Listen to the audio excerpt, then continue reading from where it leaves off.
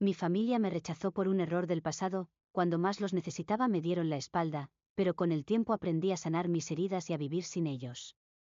Me llamo Camila, y hoy quiero contarles la historia de cómo un solo error de mi juventud terminó marcando el resto de mi vida, y alejándome de mi propia familia. Crecí en una casa donde las apariencias lo eran todo. Mis padres siempre se preocupaban por lo que los vecinos decían, por lo que la gente opinaba de nosotros. Teníamos que ser la familia perfecta, la hija ejemplar, el hijo responsable, los padres orgullosos. Yo intentaba cumplir con ese rol, pero la presión me ahogaba. A los 17 años conocí a alguien que me hizo sentir libre. Su nombre era Andrés. No era el chico que mis padres hubieran aprobado, venía de una familia humilde, trabajaba en lo que podía y no pensaba estudiar una carrera universitaria. Pero conmigo era distinto. Me hacía reír, me escuchaba, me hacía sentir que yo podía ser yo misma sin máscaras. Lo que comenzó como un romance inocente pronto se convirtió en mi refugio. Con él me sentía viva, lejos de la rigidez de mi hogar. Pero ese amor secreto no tardó en volverse un problema. Una noche, después de regresar tarde a casa tras verlo, mi madre me esperaba en la sala. Sus ojos estaban encendidos de furia. ¿Dónde estabas, con ese muchacho otra vez? ¿Sabes lo que va a decir la gente si te ven con él? Yo intenté explicarle que lo quería, que me hacía feliz, pero para ella eso no era suficiente. Y lo peor llegó semanas después, cuando se enteraron de que estaba embarazada. El mundo se me vino abajo. En vez de apoyarme, mi familia me dio la espalda. Mi padre me gritó que había manchado el apellido, mi madre me llamó una vergüenza, y mi hermano mayor ni siquiera quiso mirarme. Fue como si, de un día para otro, dejara de ser su hija y me convirtiera en alguien que nunca mereció su amor. Ese fue el inicio de mi condena, un error del pasado que mi familia jamás me perdonó. Después de confesar mi embarazo, mi casa dejó de ser un hogar. El silencio se volvió insoportable, pero era un silencio cargado de desprecio. Nadie me dirigía la palabra, y cuando lo hacían, eran reproches. Mi padre ya no me miraba a los ojos. Si entraba a la misma habitación que él, salía de inmediato, como si yo fuera una vergüenza que no merecía estar bajo su techo. Mi madre, que siempre decía que la familia era lo más importante, me repetía una y otra vez: si hubieras pensado antes de abrirle las puertas de tu vida a ese muchacho, ahora no estaríamos pasando esta humillación. El más duro fue mi hermano mayor. Un día me gritó frente a todos: preferiría no tener hermana antes que cargar con tu vergüenza. Sus palabras me atravesaron como cuchillos. Yo quería desaparecer, huir, dejar de existir. No entendía cómo podían odiarme tanto por haberme equivocado. Sí, era joven, ingenua, y no supe protegerme, pero, ¿acaso eso me hacía merecedora de tanto rechazo? Andrés intentó apoyarme al principio, pero su propia familia también estaba en contra. Decían que yo iba a arruinarle la vida, que era una mala influencia. La presión fue tanta que él empezó a alejarse, y yo lo veía cada vez menos. Me quedé completamente sola. El lugar que se suponía debía cuidarme, mi familia, fue el primero en abandonarme. Comencé a sentirme como una extraña en mi propia casa, como una hija que ya no existía. Todas las noches lloraba en silencio, preguntándome si algún día me perdonarían, o si para ellos yo ya estaba muerta. Con el paso de los meses, el ambiente en mi casa se volvió insoportable. Mi embarazo avanzaba y con él también crecía el rechazo. No había un solo día en que mi madre no me recordara que era una vergüenza para la familia, que nadie querría verme con esa panza en la calle. Mi padre, por su parte, ya no me hablaba. Era como si no existiera. La soledad me consumía. Veía a otras chicas de mi edad planeando su futuro, riendo en grupo, soñando con carreras o viajes, mientras yo me encerraba en mi cuarto, escuchando los murmullos a mis espaldas y sintiéndome como una sombra indeseada. Una noche, mientras intentaba dormir, escuché a mis padres hablando en la sala. No sabían que yo los oía.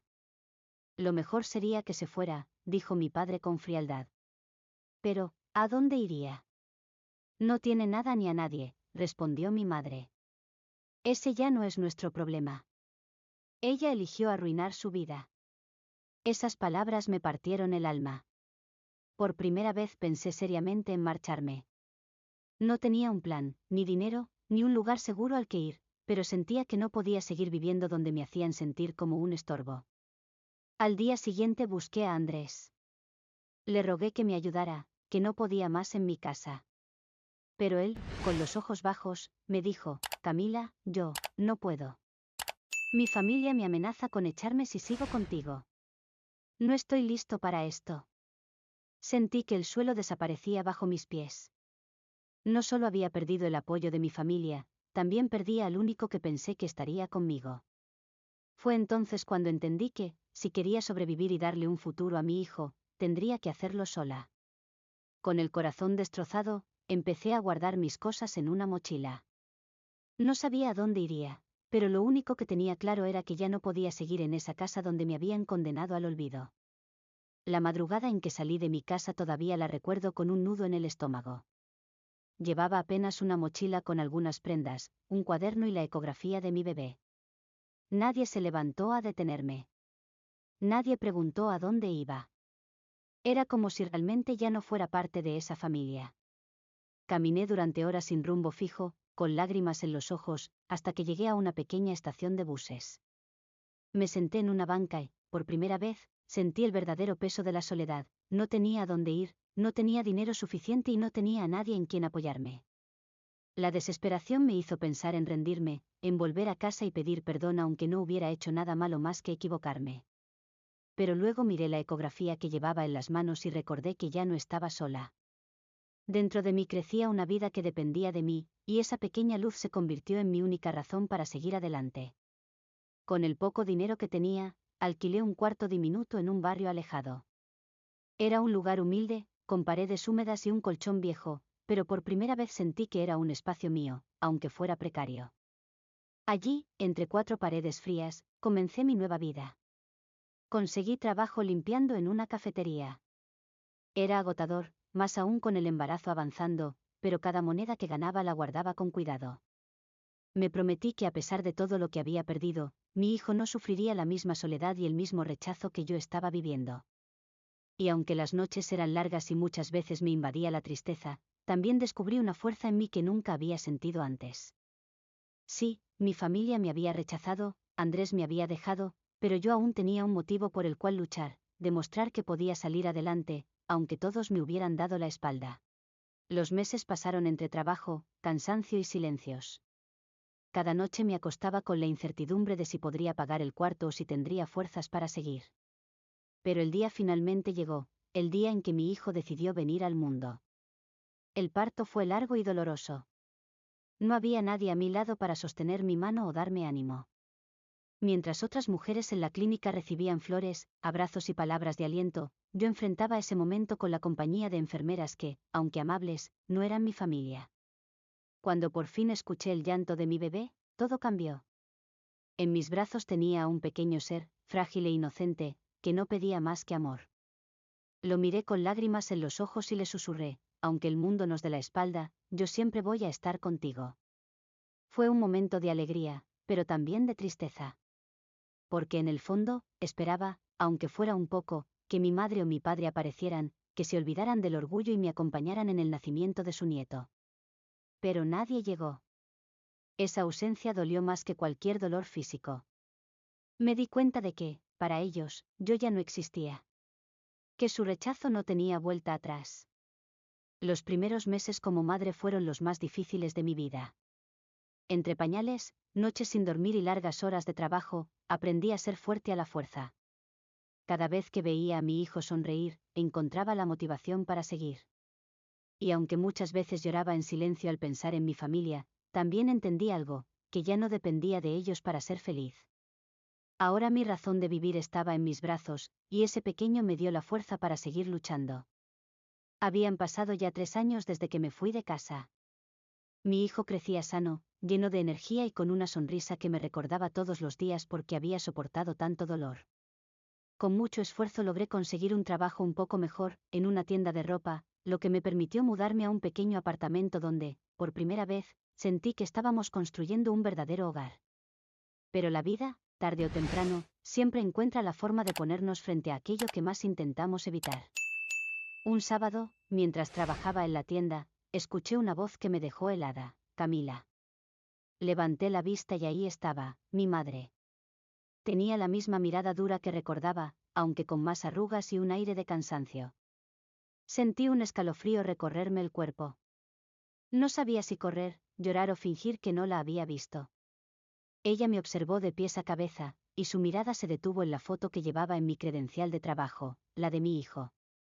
Así que, era verdad. Lo tuviste. Sus palabras me atravesaron como cuchillos. Yo esperaba un abrazo, una lágrima, cualquier muestra de arrepentimiento, pero no. Lo único que había en su voz era frialdad. Mamá, balbuceé, con la voz quebrada.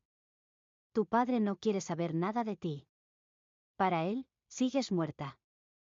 Sentí que el piso se hundía bajo mis pies. Todo este tiempo había guardado, en secreto, una pequeña esperanza de reconciliación. Pero sus palabras la destruyeron. Antes de irse, mi madre lanzó la última estocada. Solo vine a verte porque escuché que estabas trabajando aquí. Pero recuerda algo, Camila, tú elegiste este camino. No intentes volver. Y se fue, dejándome de pie, temblando, frente a los clientes que me miraban sin entender. Esa noche, al llegar a casa, abracé a mi hijo con todas mis fuerzas. Lloré en silencio, pero dentro de mí también nació una certeza: si mi familia me rechazaba, yo iba a crear una nueva familia con él, basada en amor verdadero y no en apariencias. Después del encuentro con mi madre, algo cambió dentro de mí. Durante años había cargado con la esperanza de que, tarde o temprano, mis padres me perdonarían y me aceptarían de nuevo. Pero esa conversación fue como un golpe de realidad: yo ya no tenía a dónde volver. Y aunque esa verdad dolía, también me liberaba. Por primera vez entendí que no necesitaba su aprobación para ser feliz, que mi vida y la de mi hijo podían construirse sin las cadenas de su orgullo. Me volqué completamente en él. Cada sonrisa, cada palabra nueva, cada pasito que daba, era un triunfo que me recordaba que valía la pena seguir adelante. Comencé a trabajar más horas, a ahorrar con disciplina y a buscar un futuro estable para los dos. Fue en ese proceso que conocí a Laura, una compañera de trabajo que se convirtió en mi amiga y, poco a poco, en algo más, en la hermana que la vida me negó. Ella me abrió las puertas de su casa, me presentó a su familia, y por primera vez sentí lo que era un hogar donde reinaban el respeto y el cariño. Laura me repetía siempre: Camila, tú no eres lo que ellos dijeron. Eres fuerte, eres buena madre, y mereces mucho más que ese rechazo. Sus palabras me ayudaron a sanar heridas profundas. Con ella y su familia, entendí que la sangre no lo es todo, que la verdadera familia se construye con amor y apoyo, no con apariencias ni con juicios. Claro que había noches en las que el recuerdo de mis padres me perseguía, y me preguntaba cómo podían vivir tranquilos sabiendo que me habían dejado sola. Pero luego miraba a mi hijo, lo abrazaba fuerte y me decía a mí misma: no importa quién me rechace, mientras él me ame, yo tengo todo lo que necesito. Ese fue el inicio de mi verdadera vida, la de una mujer que había perdido una familia, pero había aprendido a crear otra con amor sincero. Pasaron los años y mi hijo creció, convirtiéndose en un niño lleno de luz y bondad. A pesar de haber llegado al mundo en medio de tanto rechazo, yo me aseguré de que nunca le faltara amor. Él fue mi mayor orgullo, la prueba viviente de que incluso en la oscuridad pueden nacer cosas hermosas. Un día, mientras lo llevaba al colegio, me tomó de la mano y me dijo: Mami, cuando sea grande quiero que siempre estemos juntos. Yo nunca te voy a dejar sola. Sus palabras fueron como una caricia en el alma. En ese momento comprendí algo: lo que había perdido con mi familia biológica, lo había ganado multiplicado en el amor de mi hijo. Con el tiempo me enteré de que mi padre enfermó gravemente. Mi hermano me buscó para avisarme, quizás pensando que yo aparecería arrepentida o suplicante. Pero en mi corazón no había rencor, solo una certeza: que mi vida ya no giraba alrededor de su aprobación. Fui a verlo una sola vez. Entré a su habitación, lo vi débil, y aunque apenas pudo hablarme, sus ojos me evitaron como siempre. No me pidió perdón. Yo tampoco lo busqué. Lo único que hice fue susurrarle en silencio: yo sí te perdono. Y me fui. Ese día entendí que el perdón no siempre se trata de reconciliarse, sino de liberarse. Yo no podía cambiar lo que mi familia me hizo, pero sí podía decidir no cargar más con ese dolor. Hoy vivo en paz. Mi hijo y yo hemos construido un hogar donde no existe el rechazo, donde el amor no depende de errores del pasado, y donde aprendí la lección más grande de mi vida: la familia no siempre es la que te toca, a veces es la que eliges y construyes con tus propias manos. Ese es mi cierre. No tuve la familia perfecta, pero encontré algo mucho más valioso: la libertad de ser yo misma y el amor incondicional de mi hijo.